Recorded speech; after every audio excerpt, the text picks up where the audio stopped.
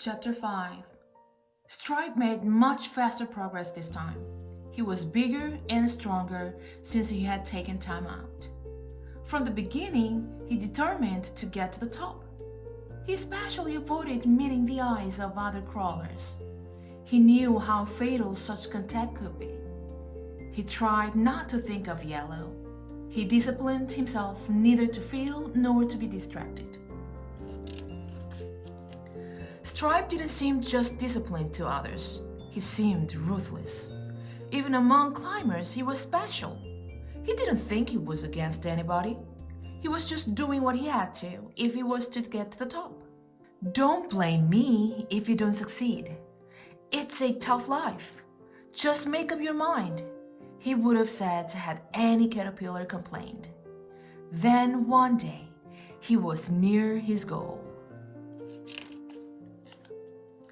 Stripe had done well, but when light finally filtered down from the top, he was close to exhaustion. At this height, there was almost no movement.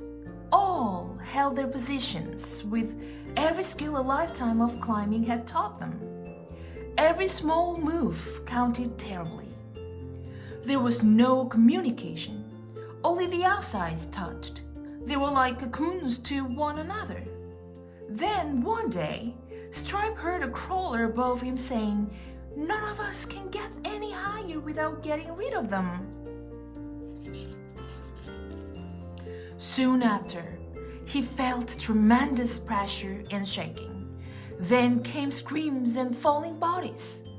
Then silence, lots more light and less weight from above. Stripe felt awful with this new knowledge. The mystery of the pillar was clearing. He now knew what had happened to the 3 caterpillars.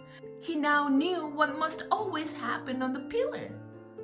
Frustration surged through Stripe, but as he was agreeing this was the only way up, he heard a tiny whisper from the top. "There's nothing here at all." It was answered by another. "Quiet, fool! They'll hear you down the pillar. We're where they want to get. That's what's here." Stripe felt frozen. To be so high and not high at all, it only looked good from the bottom. The whisper came again. "Look over there, another pillar, and there too, everywhere." Stripe became angry as well as frustrated. "My pillar?" he moaned. "Only one of thousands? Millions of caterpillars climbing nowhere. Something is really wrong, but what else is there?" His life with Yellow seemed so far away. That wasn't it either, not quite. "Yellow," he let her image fill his being. "You knew something, didn't you? Was it courage to wait? Maybe she was right. I wish I were with her. I could get down," he thought. "I'd look ridiculous, but maybe it's better than what's happening here." But Stripe's thought was interrupted by bursts of movement all over his level. Each seemed to be making a last effort to find some entry to the top. But with every push, the top layer tightened. Finally, one caterpillar gasped, "Unless we try together, nobody will reach the top. Maybe if we give one big push. They can't hold us down forever." But before they could act, there were cries and commotion of another kind. Stripe struggled to the edge to see the cause. A brilliant yellow winged creature was circling the pillar, moving freely, a wonderful sight. How did it get so high without climbing?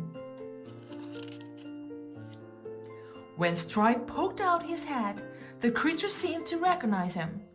It extended its legs and tried to grab him. Stripe caught himself just before being pulled out of the pile. The brilliant creature let go and looked sadly into his eyes. That look activated excitement Stripe hadn't felt since he first saw the pillar. Words from the past returned. Butterflies alone. Is this a butterfly? And what did it mean? The top they'll see? It was all so strange and yet like it was supposed to be. And those eyes with the look of yellow. Could it be? Such impossible thoughts. Yet the excitement inside wouldn't stop. He grew happy.